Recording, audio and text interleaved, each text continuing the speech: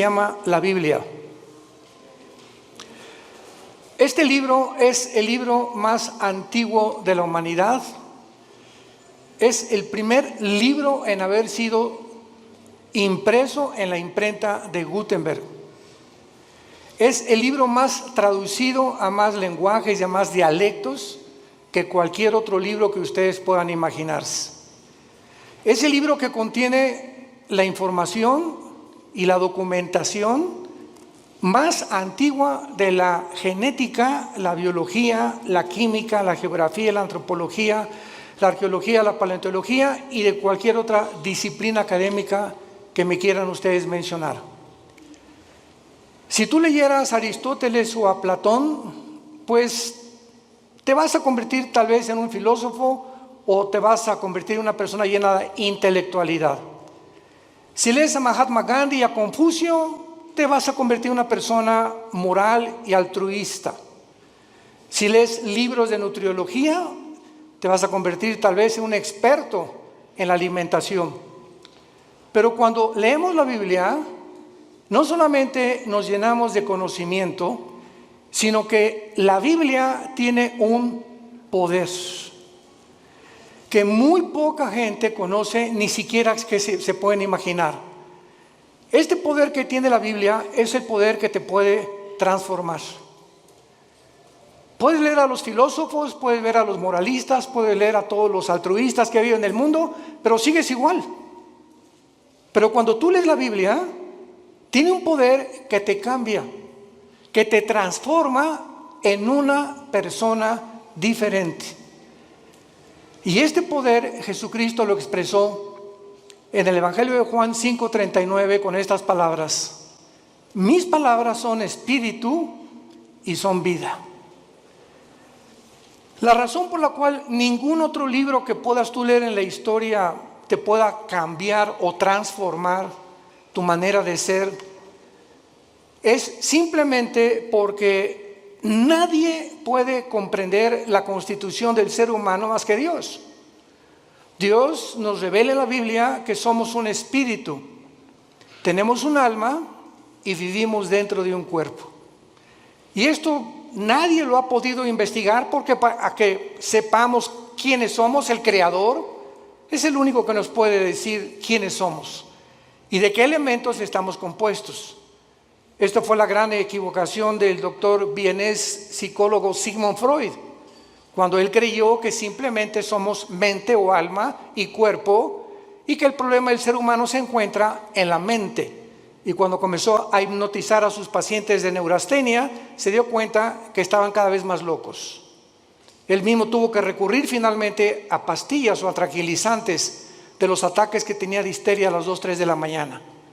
Cuando leemos a Mahatma Gandhi, simplemente fue un gran pacifista, evitó que los ingleses finalmente conquistaran la India a través del pacifismo. Cuando leemos a los filósofos nos damos cuenta que alcanzaron un grado de intelectualidad superior a cualquier filósofo del siglo XXI. Pero vuelvo a repetir, y el énfasis en esta mañana, en esta tarde, va a ser el poder de la Biblia. ¿Por qué la Biblia tiene ese poder de cambiarte y de transformarte? Simplemente porque la Biblia dice que somos espíritu. Entonces, tú has alimentado toda tu vida tu mente y no hay ningún problema en que tú lo sigas haciendo. Vas a la universidad y estudias matemáticas, licenciatura, arqueología, antropología, medicina, lo que tú quieras, ¿verdad? Y es un conocimiento que te va a servir en esta vida. Pero encontramos la mayor parte de las personas, como el expresidente Echeverría que acaba de morir anoche. Luis Echeverría dijo días antes de morir que él lamentablemente no había podido conocer un poco más de la dimensión espiritual.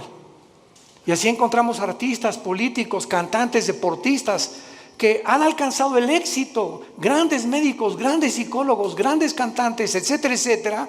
Pero llega un momento a los 50, 60, 70 años de edad que sigues igual y que conquistaste el mundo y perdiste tu familia, o conquistaste el mundo y construiste, levantaste y jamás tuviste una relación con tus hijos, ni pudiste dejarle una herencia a tus hijos espiritual. Pero cuando descubrimos que somos más que intelecto, más que conocimiento, que somos un espíritu, ese espíritu que tienes tú dentro y que tengo yo necesita alimento, necesita dirección, necesita algo que pueda hacerlo desarrollarse para que tú puedas tener una protección interna con las tentaciones que nos rodean en el mundo y con la fama, la publicidad, la sexualidad, el placer, etcétera, etcétera, que nos ataca continuamente. El espíritu dentro de tu vida, fortalecido a través de la lectura de la palabra de Dios, llegas al final irreprensible sin tener nada de qué avergonzarte. Veamos en primer lugar que la Biblia no solamente ha sido el primer libro en ser escrito, sino que no cabe duda que dentro de la historia de la literatura y de la filosofía existen millones de libros, billones de libros, de diferentes autores, diferentes temas, pero ningún libro jamás escrito se puede comparar con la Biblia. Este año cumplimos 46 años de ministerio. Yo comencé predicando en 1977 en la Sierra de Guerrero y Oaxaca. Era misionero, estuve 3 años con los indígenas. Ahí fue donde Dios comenzó a forjar mi carácter, porque la Biblia le pone énfasis al carácter más que a cualquier otra cosa.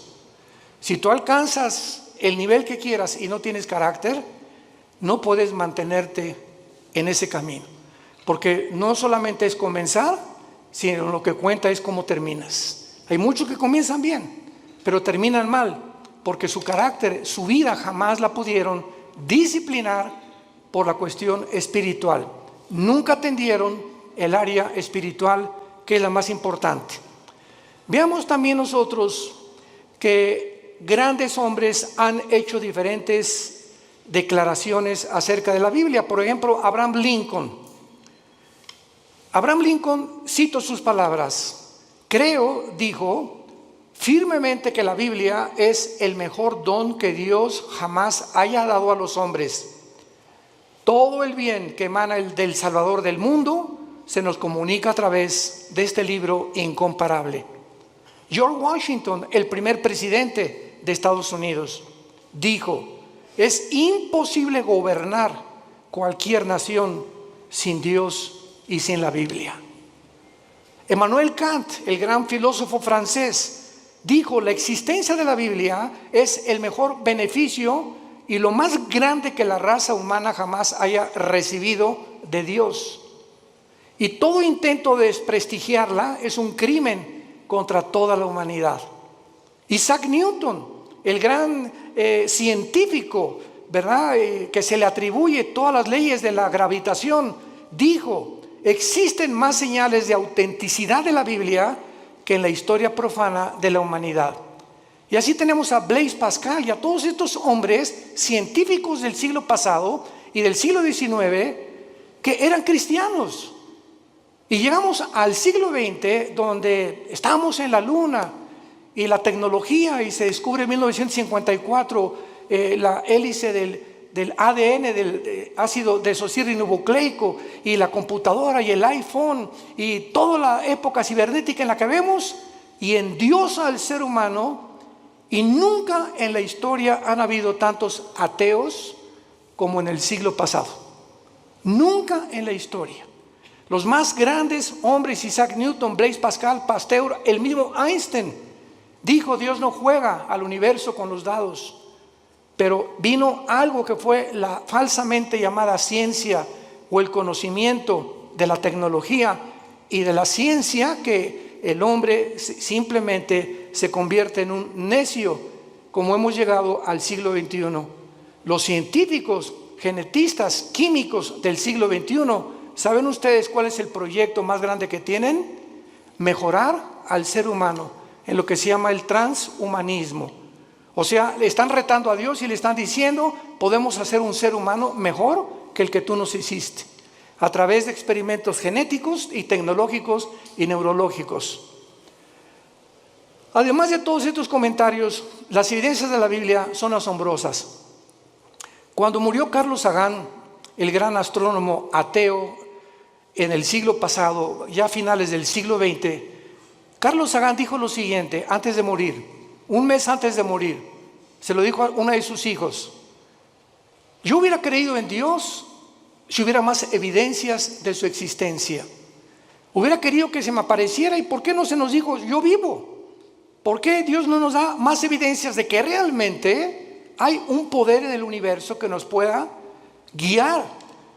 Y cuando él dijo estas palabras, yo recuerdo que en ese tiempo estaba estudiando el segundo doctorado en teología, y le dije a uno de los maestros, porque me gustaba mucho ir a la Facultad de Filosofía y Letras de la UNAM, me invitaron más de 7 veces, en el Politécnico también, a dar conferencias sobre la Biblia y la ciencia y el origen del universo. Le dije a uno de los maestros: ¿cómo es posible que Carlos Sagan haya dicho que le faltaron evidencias cuando la Biblia tiene evidencias científicas? ¿Cuál es la evidencia del mundo para que el ser humano atribuya la creación a los animales? Pues lo que postuló Carlos Darwin. Carlos Darwin hizo investigaciones en la isla de los Galápagos, enfrente al Ecuador, buscando una raíz o una relación con los animales. Él nunca dijo que veníamos de los animales, postuló, dijo probablemente en su libro, el libro de las especies, el origen de las especies, pero jamás él asegura ni confirma que veníamos de los animales. Y durante todo el siglo XX, todas las universidades, todavía hay escuelas, esto es impresionante, que sigan enseñando que nosotros tenemos el origen en Chita.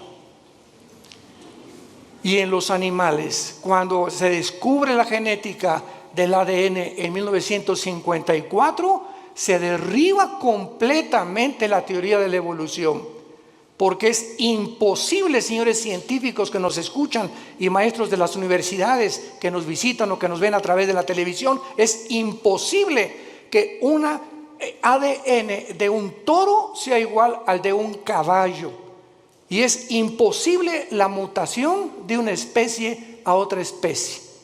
Y hasta este momento no hay ninguna mutación, jamás, lo que se llama el famoso eslabón perdido, para que un conejo se convierta en una ardilla o un ser humano en un animal.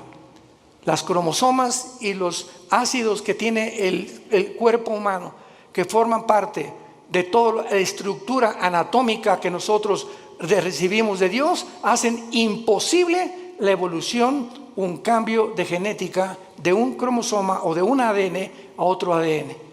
La física dice que realmente la ley de la entropía, que todo va de mal en peor, que todo, la segunda ley de las teorías físicas, que es lo que establecen, que todo se está echando a perder, que todo se descompone, que todo tiene un proceso de deterioro, y la evolución dice que vamos de menos a más. ¿Y la biología qué nos dice? ¿Quién es una mujer? ¿Qué contestarías si te preguntaran quién es una mujer? ¿Qué es lo que hace a una mujer diferente de un hombre? Simplemente la mujer tiene 2 cromosomas XX. Eso es lo que hace mujer. Si tú tienes cromosomas 2XX, eres mujer, eres del sexo y del género femenino.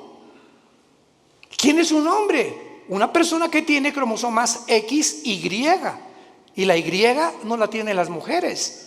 Y si tienes el cromosoma Y y tu mente te dice que no eres lo que la biología y la genética establece, ya no la Biblia, tu problema es mental, no es físico. ¿Se dan cuenta al punto a donde hemos llegado de estupidez mental? Y de la forma en la que hemos llegado a publicar y a tratar de hacerles creer a los niños que no son niños, que son niñas, y a las niñas que son niños, y que se está aceptando, como la famosa compañía Disney, ya promoviendo películas de homosexuales y de lesbianas entre los niños y las niñas. Este es el mundo de nosotros, un mundo completamente oscurecido, anticientífico. Jamás se había atacado la ciencia en la forma en la que se ha atacado actualmente. Lo que enorgulleció al ser humano en el siglo XX, en la ciencia se volvió contra los médicos, haciéndolos, profesando ser sabios, se han convertido en necios. Veamos en la segunda carta que el apóstol Pedro escribió hace 2000 años.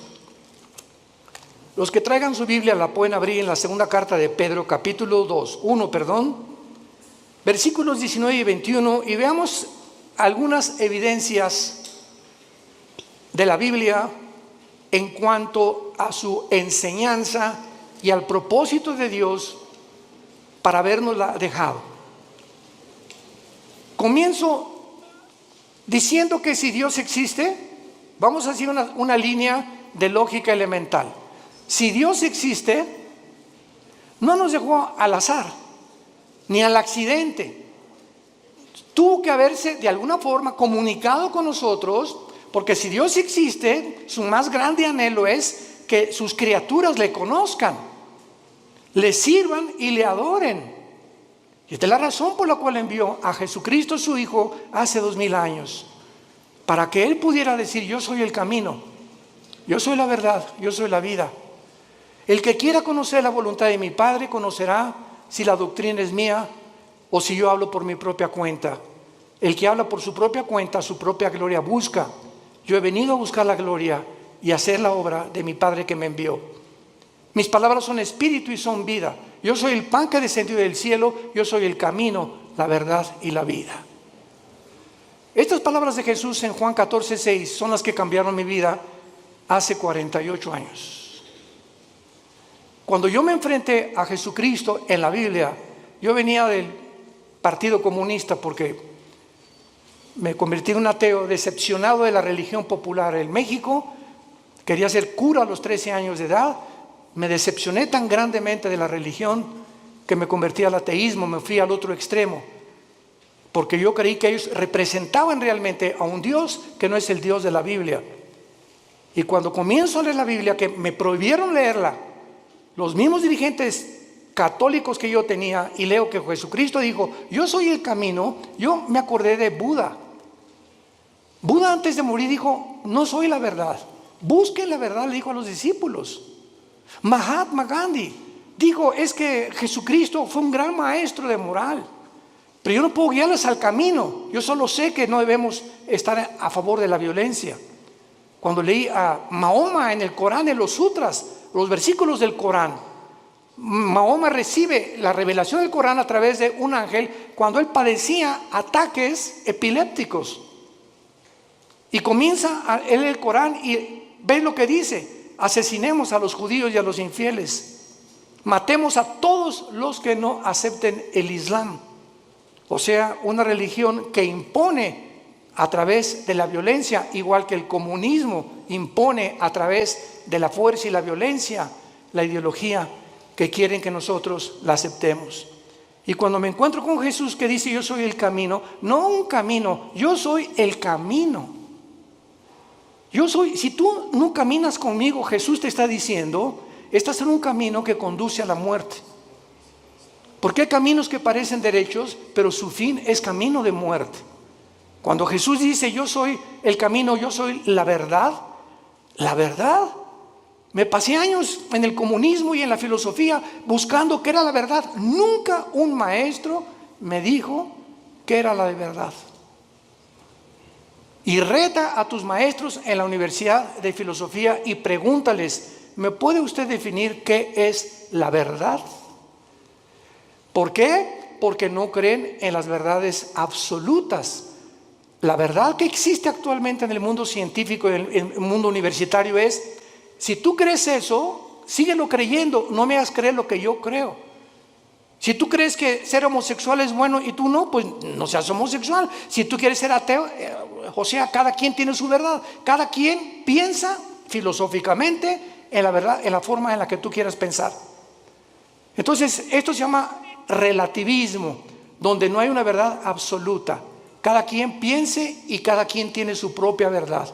Si tú crees que abortar es malo, ¿verdad? Pues entonces no abortes. Si tú crees que abortar es bueno, o sea, no hay una regla, no hay un parámetro para establecer códigos de conducta y de ética en el mundo más que en la Biblia. Y cuando Jesús dice: yo soy el camino, la verdad y la vida, ahí te caes derrumbado totalmente. Él dice que Él es la razón por la cual tú existes. que esta es la razón por la cual tú naciste, que Él es la razón por la cual tú tienes que vivir la corta vida que nos queda, y que si tú no caminas con Él y no crees la verdad que Él trajo al mundo y no entiendes que Él realmente puede transformar tu vida no se pudo comparar con la de una vaca, con la de un perro o con la de un ratón. Los animales se levantan, pastan, comen y se acuestan, se duermen, comen, pastan y se acuestan. Millones de seres humanos viven bajo la misma rutina. Te levantas, trabajas, comes, el propósito es hacer dinero, buscar los mejores negocios, alcanzar la cima, tener negocios o una carrera que me pueda realmente redituar o que realmente sea rentable lo que yo voy a hacer en la vida.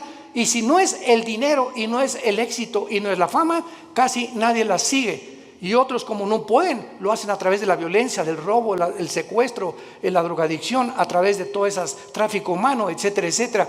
Como ahora acaban de encontrar, ¿verdad? Que este señor Epstein, que tenía amigos con todos los gobernadores casi de Estados Unidos, y formaron un núcleo de tráfico humano de niños de 10 y 12 años que los violaban y los vendían en Europa, en Francia y en América.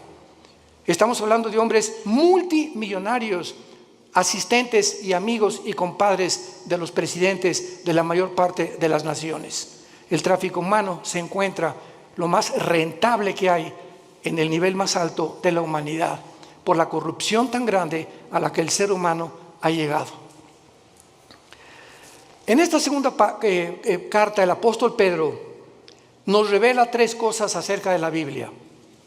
Y dice así, tenemos también, 2 de Pedro 1, versículo 19, tenemos también la palabra profética más segura. Tenemos la palabra profética más segura. ¿Más segura que qué? Pues más segura que milagros. Ahorita hay cantidad de cristianos que siguen buscando milagros. Personas que dicen, si yo veo un paralítico ahorita enfrente de mis ojos que se levanta y me dice su médico que tiene 15 años o 10 años sentado en una silla de ruedas y comienza a caminar, voy a creer en Dios. ¿No es cierto? No es cierto, no es cierto. Tus emociones van a ser exaltadas, te vas a asombrar realmente. ¿Y cuánto te va a durar esa emoción que tuviste al ver un milagro? Te va a durar 3 o 4 días y sigues siendo la misma persona, porque los milagros no cambian al ser humano, porque la fe no es por ver, la fe es por oír y por oír la palabra de Dios. Si tú no te conviertes y tu transformación no es por oír la Biblia, todo lo demás es completamente secundario y relativo. Entonces, cuando dice Pedro que la palabra es profética, es más segura, nos está diciendo que las profecías de la Biblia que se han cumplido, solamente cuando Cristo muere en la cruz, 33 profecías se cumplieron de los profetas hebreos del Antiguo Testamento. 33 profecías. Yo recuerdo que en aquel tiempo que estudiaba las profecías de Dios, me llamó la atención las profecías de tu padrino Nostradamus. El famoso disque vidente o profeta. Y cuando leí las profecías de Nostradamus, que las hacía en forma de versos, etcétera, etcétera, se cumplieron el 15% y el otro 85% jamás se cumplieron. Cuando oí que Janine Dixon, una mujer que una semana antes que asesinaran al presidente John Kennedy en la ciudad de Dallas, 1962-63, dijo una semana antes a los periodistas del New York Times, veo sangre en Dallas en el presidente. Y lo asesinaron una semana después y se convirtió ella en una pseudo profeta de Estados Unidos, Jean Dixon. Lo puedes encontrar en el internet. Y a las 3 semanas, pues la rodearon los periodistas, profetícenos, díganos algo. De ahí en adelante, ninguna profecía de ella se cumplió. Porque hay una ley en la Biblia que dice así, en el libro de Deuteronomio: cualquiera persona que profetice algo y no se cumpla el 100% de lo que profetizó es un falso profeta. El 100% de lo que profetizó. Así que cuando venimos a la Biblia encontramos, por ejemplo, en Isaías capítulo 44 en el Antiguo Testamento, que hace 2700 años este profeta dijo estas palabras retando Dios a los seres humanos. Isaías 44, versículo 6 al 8. Así dice Jehová, Rey de Israel y su Redentor, Jehová de los ejércitos: yo soy el primero y yo soy el postrero. Pongan atención. El Dios de la Biblia dice: yo soy el primero. Para que Él sea el primero, Él tiene que saber cómo se originó el universo, ¿correcto? Nunca la ciencia nos podrá decir el origen del universo, porque para que sea científico tiene que ser repetitivo. Alguien tuvo que estar ahí para que nos dijera, pues así comenzó. Y por eso es la teoría de la Big Bang, de la explosión y tantas teorías que están tratando de explicar cómo se formó el universo. Pero cuando Dios dice yo soy el primero, nos muestra en la Biblia, en el libro del Génesis, cómo hizo el universo. Y cuando dice yo soy el postrero, nos dice también que cómo terminará la humanidad, cómo avanzará la historia. Y cuando venimos a la historia a la luz de la Biblia, encontramos que todos los eventos de la historia han sido cronológicamente y sucesivamente a la luz de lo que estaba escrito hace más de 3,000, 4,000 años. Yo soy el primero y yo soy el postrero. Ahora dice Dios: los reto a los que se dicen profetas. Escucha lo que dice a continuación: fuera de mí no hay Dios. ¿Y quién proclamará lo venidero? Lo declarará y lo pondrá en orden delante de mí, como hago yo desde que establecí el pueblo antiguo. Hace 2700 años Dios dice esto: ¿quién de los escritores, quién de los que se han dicho profetas, tráeme a Mao, tráeme a Confucio, tráeme a Mahatma Gandhi, tráeme a Mahoma, tráeme a tu gallito Giro, como decimos en México, al escritor y a la persona que más admires, dice Dios? ¿En qué libro puedes encontrar el orden de la historia desde que el mundo comenzó? En ningún libro más que en la Biblia. Y así encontramos que 100 años después de Isaías vino un hombre llamado Daniel, que fue judío y fue llevado a Babilonia cautivo por 70 años. Y en el libro de Daniel, hace 2600 años, damas y caballeros, hace 2600 años, en el libro de Daniel, él declara los órdenes de los imperios que vendrían en el mundo a través de la historia. Y le dice el ángel que le revela a Daniel esta profecía: Daniel, estás ahorita bajo un imperio que es Babilonia. Babilonia es la nación de Irak, bíblicamente y actualmente. Después de ti vendrá otro imperio que será menor. ¿Quién conquistó Babilonia históricamente, señores profesores de historia? Los medos y los persas.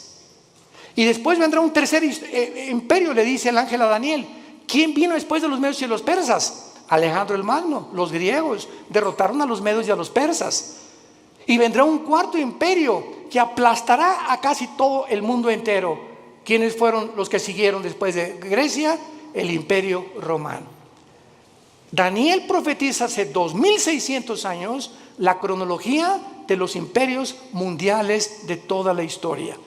Y finalmente lo pueden encontrar en otras conferencias que hemos dado.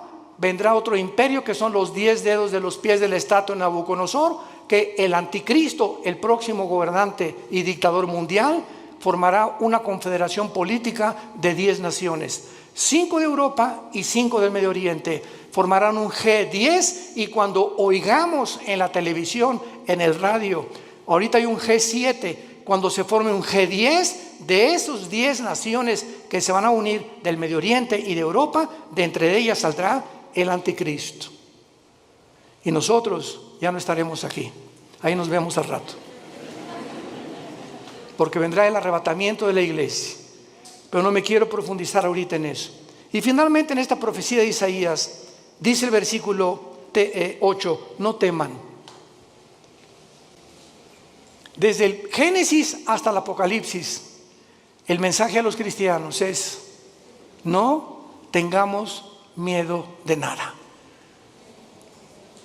No teman, ni de los temblores, ni de las inundaciones, ni de la Tercera Guerra Mundial, ni de explosiones volcánicas, ni del hombre, ni del diablo, ni de los demonios, porque mayor es el que está entre nosotros que el que está en el mundo.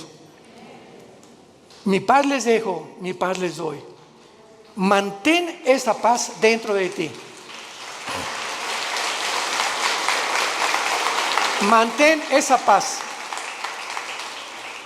Esa paz es el secreto de la salud. Acabo de declarar el Hospital Hopkins, de los más prestigiados de Estados Unidos, y la Clínica Mayo Rochester en Boston, que el factor común denominador que está ocasionando las enfermedades más grandes en el mundo actualmente, y el origen de las enfermedades más grandes ahorita en el mundo, es el estrés. ¿Qué es el estrés? Una condición donde no tienes paz, estás ansioso, estás temeroso, te estás frustrado que no se vaya a cumplir, comienzas a tener miedos de algo que no va a suceder, te adelantas al futuro. ¿Y si mi hijo se va? ¿Y si pierde mi esposo? ¿Y me quedo sin seguro social? ¿Y cuando estoy viejita que me va? Y comenzamos en un mundo a construir que no existe más que nuestra propia mente, por la falta de paz. Comienza a preocuparte por el dinero, preocuparte por la salud, preocuparte por tantas cosas, el tráfico, etcétera, etcétera. Y cuando te des cuenta, ese estado mental afecta tu sistema cardiovascular, tu corazón, tus pulmones, tu hígado, tu páncreas, tus intestinos. El estado mental se llaman enfermedades psicosomáticas. Afecta completamente todo tu ser. Y es lo que descompone tu vida, porque si no tienes paz, no puedes disfrutar nada, ni siquiera tus vacaciones. Y hace 2000 años, el autor de la Biblia, el Señor Jesucristo, hace 2000 años nos dio el secreto: no teman. Mi paz les dejo, mi paz les doy, por nada estén afanados. Por nada permitas que tu corazón sea perturbado. Voy a la casa de mi Padre, no me tardo a preparar lugar para ustedes y vengo pronto por ustedes. Mientras estés en el mundo, mantén la paz. Escucha esto: si tú no tienes paz y te dices cristiano, no puedes leer la Biblia. Tú no puedes venir a la Biblia como Pepita en comal. Ay, Señor, ay, mi hija, Señor, le voy a hablar al pastor, porque tú no puedes venir a un estado de estrés y de ansiedad a leer la Biblia, porque el Espíritu Santo es espíritu de paz. Y Él no puede comunicarse contigo y no vas a entender la Biblia, porque para venir a la Biblia tienes que venir descansado, orar antes, echar toda nuestra ansiedad sobre Él, porque Él tiene cuidado de nosotros. Y cuando ya descansamos: Señor, yo no sé dónde está mi hija, yo no sé qué va a pasar, etcétera, pero yo sé que soy tu hija, soy tu hijo, tú eres mi papá, tú eres mi papi, tú cuidas de mí, no me vas a dejar, diste tu vida en una cruz por mí. ¿Cómo puedo llegar a esa incredulidad y falta de confianza en tus promesas estoy en este estado? Es pecado vivir en ese estado y llamarse cristiano al mismo tiempo. Es pecado, porque sin fe es imposible agradar a Dios. Y esta es la razón por la cual el mundo se encuentra como se encuentra. Y el mensaje desde hace 2000, 3000, 4000 años es: no tengan miedo. No temas nada. Acuéstate hoy en la mañana, hoy en la noche, y recuerda a un pollito que se mete bajo de las alas de la gallina, y el pollito llega y ahí anda por ahí el lobo y todo, pero mientras está bajo de las alas de la gallina, pío, pío, pío, ni preocupado está el pollito. Y así hoy en la noche dile: Señor, aquí está tu pollita, aquí está tu pollito, Señor. Me acuesto porque tú tienes cuidado de mí. Escúchame, cuando Dios ve esa actitud en tu vida, te protege y te bendice. No hay otra manera de agradar a Dios más que creyendo que realmente es nuestro Padre y nos cuida y nos protege porque nos amó en una cruz. Y al que no escatimó a su Hijo, ¿cómo no nos dará todas las cosas si nosotros se las pedimos? Regresamos a segunda de Pedro, y Pedro entonces cita en primer lugar las profecías como lo más seguro que tenemos para que nuestra fe descanse en un libro que no solamente es especulativo. Yo recuerdo cuando leí El origen de las especies de Darwin, ¿saben qué dice? Chance y, puede que, no estoy seguro, a lo mejor. Eso no es un lenguaje científico, por el amor de Dios, un lenguaje especulativo. Vienes a la Biblia y escuchas, yo, el Señor, he dicho. Y todo lo que menciona la Biblia es afirmativo, porque no hay absolutamente ninguna contradicción en la palabra de Dios, porque fue inspirada por Dios. Entendiendo primero esto, que tenemos la palabra profética más segura, a la cual haréis bien en estar atentos, como una antorcha que alumbra en lugar oscuro, hasta que el día esclarezca y el lucero de la mañana salga en vuestros corazones. En segundo lugar, vivimos en un mundo donde Ucrania acaba de ser invadida por Rusia. Ya actualmente Israel está enviando gas a través de Egipto a la Unión Europea. Cuando las naciones árabes, desde el 48 que se independizó Israel, odiaban y han perseguido a los judíos, ahora los árabes buscan la protección de Israel. Esto es inconcebible que esté pasando, pero la Biblia profetizó que así se iba a cumplir. Es un mundo de confusión completamente. Ahorita Putin va a estar enojadísimo, pero así no poder dormir de saber que Israel está sosteniendo y proveyendo el gas que Rusia le proveía antes a la Unión Europea, y esto lo va a encender más para cumplir la profecía de Ezequiel 38-39 de Gog y Magog, cuando la Biblia dice que vendrá Rusia con Irán, con Turquía, con el Líbano, con Marruecos, con Etiopía, para atacar, invadir Israel en la Tercera Guerra Mundial. Entonces es impresionante cómo todas las piezas están formando cuando estudiamos y estamos atentos a la Biblia como la única luz que tenemos. Tú puedes ahorita oír a los politólogos, a los conferencistas en la televisión, en el radio, y están hablando una sarta de tonterías. ¿Qué piensas? No creo que Putin invadió Ucrania, ya lo invadió. ¿Ahora qué va a pasar? Pues las sanciones económicas van a hacer que Putin se arrepienta, y lo dijimos desde antes, y pueden oír las conferencias, lo citamos varias veces y no somos profetas, simplemente citamos la Biblia. De acuerdo a la Biblia, Ucrania no podía ser devuelta a la Unión Europea ni tampoco convertirse en la OTAN, porque Ucrania es de las naciones magogitas que forman parte de la invasión final de Rusia contra Israel.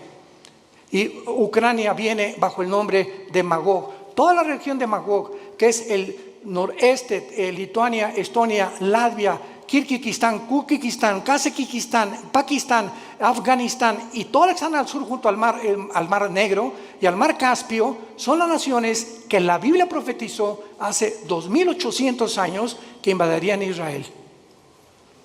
Así que bíblicamente Ucrania nunca va a dejar de estar bajo el poder de Putin.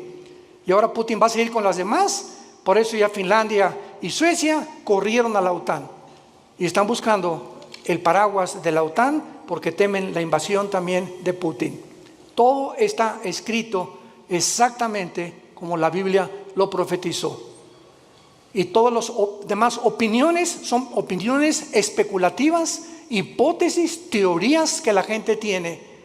Y cuando nos entrevistan a los cristianos, les decimos, esto va a pasar, y esto va a pasar, y esto va a pasar. No lo digo yo, está escrito en este libro. Haríamos bien en estar atentos a la Biblia, hoy más que nunca. No hay, escucha esto, no hay otra luz en el mundo, no hay otra luz más que la Biblia. ¿Y sabes algo más? Tú eres la luz. Tú eres cristiano, tú eres la luz. Tú eres la única luz en tu casa. Tú eres la única luz en tu taller.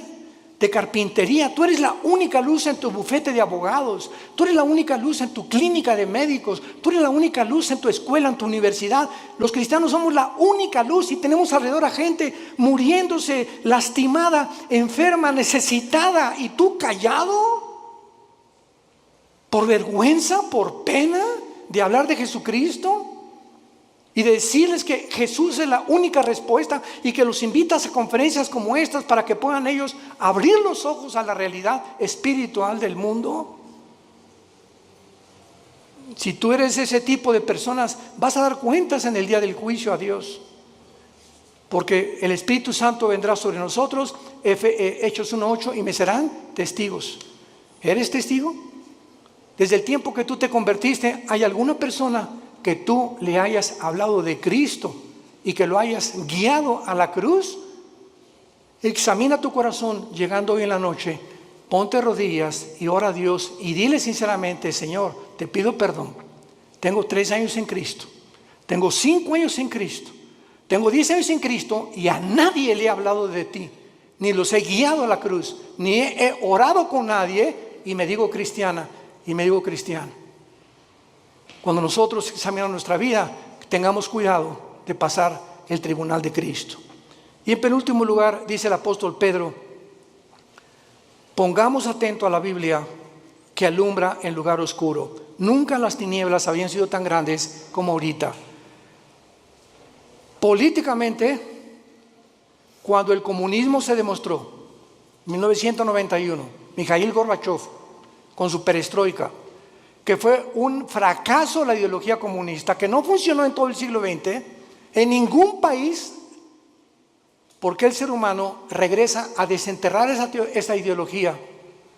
Cuando se demostró del 48, que ganó el 45 en la Segunda Guerra Mundial, hasta ahorita, que el mundo prosperó con el capitalismo, con las democracias, porque ahora son completamente desprestigiadas, barridas, echadas a la basura.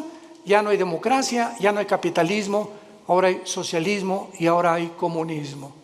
Cuando la historia nos muestra que son ideologías que fracasaron. No necesitamos discutir nada. La historia demuestra que el hombre no aprende de la historia. Políticamente, religiosamente, científicamente, filosóficamente, en cualquier área que tú me menciones, el mundo está de cabeza. Es un mundo de locos. Escucha las declaraciones de los gobernantes en el mundo, la mayor parte de ellos, lo que están hablando. Hablan, de veras dices tú: Dios mío, ¿cómo puede este hombre dirigir un país con las cosas que él habla? Así está el mundo de loco. Y la mayor parte de la gente lo está aceptando. Y finalmente dice el apóstol Pedro, entendiendo primero que ninguna profecía de la Escritura es de interpretación privada. La Biblia, tú no puedes venir y decir: yo creo que esto dice, o voy a interpretar que esto es lo que significa. Cuando tú vienes a la Biblia y tratas de interpretar de acuerdo a tu percepción o a la forma como tú visualizas un versículo o un pasaje, sígueme con mucho cuidado, sin tener en cuenta los demás pasajes de la Biblia, te conviertes en un hereje, en una hereje. Porque no es de interpretación privada. La Biblia está compuesta por 66 libros. 66 libros escritos en más de 1500 años. Por más de 40 autores diferentes. Pastores, profetas, Isaías trabajó en el gobierno, Daniel fue asesor de los emperadores, por diferentes personas de diferentes oficios, diferentes profesiones. Pero los 66 libros de la Biblia fueron guiados y están articulados como una tela, como los hilos de una tela que forman una alfombra completamente integrada. Y cuando tú sacas un hilo, haces que otro hilo se desgaje y comienzas a romper el tejido. Entonces tú no puedes sacar un hilo sin tener en cuenta los demás hilos de la tela. Y así es la Biblia. Entonces las personas que han tratado de sacar versículos de la Biblia, como los mormones, que Jesucristo no es el Hijo de Dios y que todos tenemos 10 esposas. Los hombres, amén. ¿Verdad? Pues claro que todos simpatizan con eso. Por eso prospera el mormonismo. Es la religión más multimillonaria que existe ahorita en el planeta Tierra. Los testigos de Jehová, el infierno no existe. Jesús no puede ser Dios porque Él dijo, es que yo soy menor que Dios, mi Padre es mayor que yo. Y no entiende que Él bajó al mundo y se puso debajo del Padre temporalmente para someterse y regresó al mismo nivel que el Padre y está sentado a la diestra del Padre en las alturas y toda potestad le ha dado en el cielo y en la tierra. Por no tomar en cuenta otros pasajes de la Biblia, por no estudiar diligentemente la palabra de Dios. Y por eso hay tantas versiones de la Biblia, que la de Reina Valera 1960, la Nueva Versión Internacional, la King James, etcétera, etcétera. ¿Por qué hay, para terminar, pregunta, diferentes versiones de la Biblia? Simplemente por el lenguaje. Ve a Costa Rica y a las niñas les dicen huilas. En México es una prostituta. Aquí le hicimos popote a lo que absorbemos a un líquido, allá le dicen pajilla. Ve a España y tienen otro tipo de palabras, ve a Brasil, ve a Argentina y tienen otro tipo de palabras, etcétera, etcétera. Ahora que tenemos nuestro programa de televisión y que estamos en 59 naciones, ya casi 60, gracias a Dios, yo trato de buscar una palabra, por ejemplo aquí chango, es un mono, ¿verdad?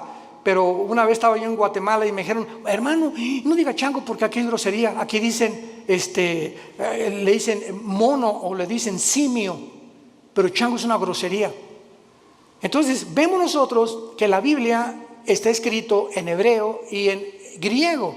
Entonces se tiene que traducir en otras cosas o versiones para poder entender en muchos lados, que a mucha gente le sirve, pero siempre recurrimos a los originales. Son los originales, hebreo y griego y parte de arameo en el libro de Daniel, que son los que nos dan la pauta para saber lo que tenemos. Yo tengo una Biblia en hebreo y en griego. Cualquier duda consulto las palabras originales para saber exactamente lo que Dios quiere decirnos. Y cuando tú estudias la Biblia, no puedes estudiarla superficialmente. El petróleo no se encuentra a 1 metro de profundidad. El petróleo se encuentra a kilómetros de profundidad. Tú no puedes venir a la Biblia en la noche y decir, Jesucito mío, mire su compañía, no me desampares ni de noche ni de día. Amén. Y ya. Y luego, Juan 3:16, de tal manera amó Dios el mundo, y eso es tu devocional. Tú no puedes venir a la Biblia así.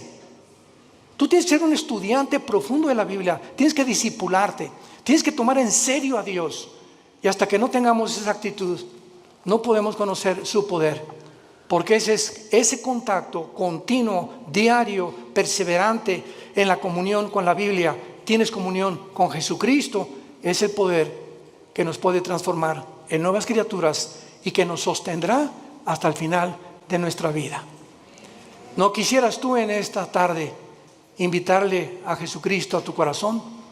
¿No quisieras tú tomar ya en serio este maravilloso libro y dedicarle 15, 20 minutos, media hora antes de que te laves los dientes, antes de que vayas a la oficina, acostarte hoy en la noche, no con las noticias, sino abre los salmos, los proverbios, el evangelio de Juan? Vas a sentir algo que va a entrar como una planta. Una planta le echas agua y tú no ves, es invisible, pero por dentro de la tierra hay algo que está haciéndola crecer hasta que por fin sale el tallo de la planta. Y así es la vida espiritual. Tú lees la Biblia y estás alimentando el espíritu y no lo ves ahorita, pero en 6 meses, 1 año, vas a darte cuenta que vas a decir, yo no soy aquel que yo era. Como el testimonio que oímos continuamente de las personas, cómo lo transformó Dios su vida, hasta que le entregaron su vida a Dios. Hazlo tú en esta tarde, no te tardes, porque está llamando a la puerta el Hijo de Dios. Y cuando Él dice, estoy a la puerta y llamo, ábrele tu puerta. Él no va a forzarte, tú tienes voluntariamente que reconocer que eres un pecador, que tú no estás cumpliendo los mandamientos de Dios y que alguien en esa cruz pagó por ellos con su sangre preciosa que derramó en el Calvario. Inclinemos la cabeza y dile al Señor, sinceramente, tal vez por primera vez en tu vida, estas palabras: mi Señor y mi Dios, te pido perdón por mis pecados.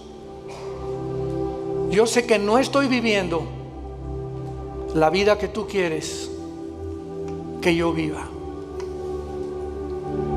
Te doy las gracias por haberme dado el privilegio de oír tu palabra a través de las Santas Escrituras, de saber que mis pecados te han ofendido, pero que en esa cruz tú diste tu vida, abriste tus manos y te pusieron espinas en la cabeza, clavos en las manos y en los pies, para decirme: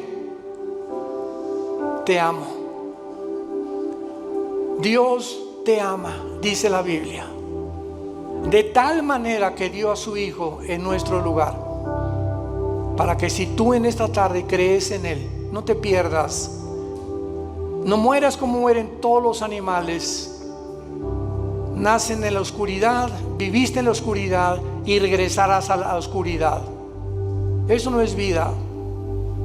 Jesús vino a darnos vida y vida en abundancia, una vida con propósito, una vida con significado.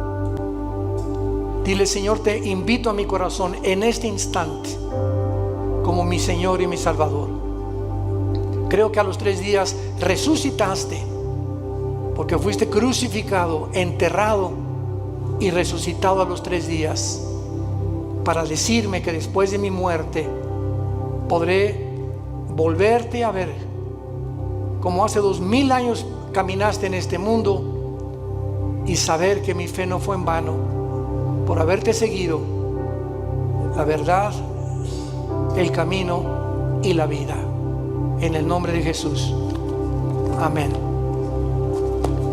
Gracias a Dios por este libro maravilloso.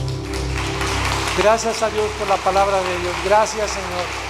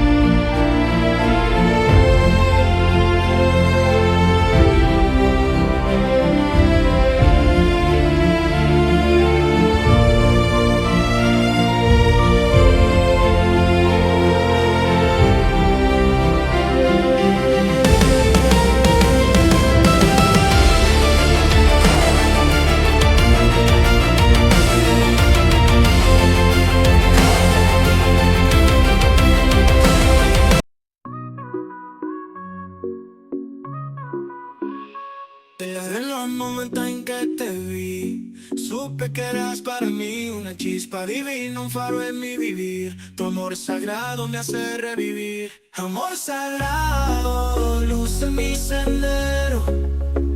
Eres mi fe, mi cielo entero. En cada latido, en cada suspiro, encuentro en ti mi destino.